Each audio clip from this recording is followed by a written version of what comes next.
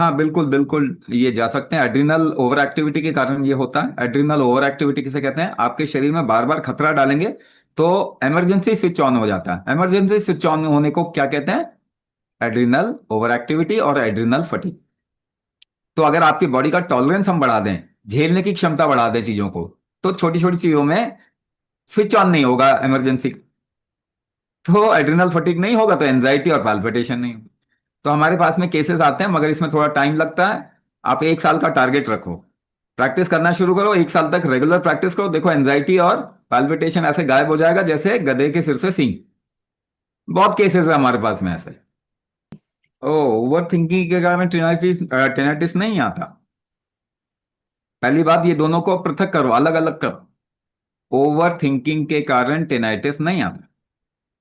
दूसरी बात, pressure deviation के कारण टेनाइटिस आता।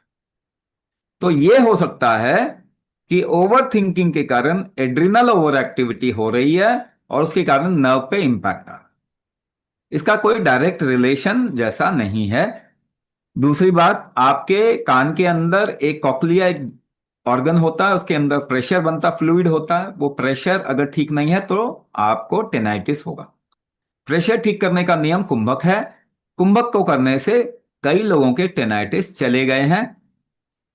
तो टेनाइटिस जा सकता है, लेकिन अगर नर्व डैमेज हुआ हो वहां पे, तो फिर ये लंबा समय लेगा, ये आप समझो। लेकिन रिकवरी का और कोई तरीका है तो वो बता दीजिए। कोई और तरीका है ही नहीं।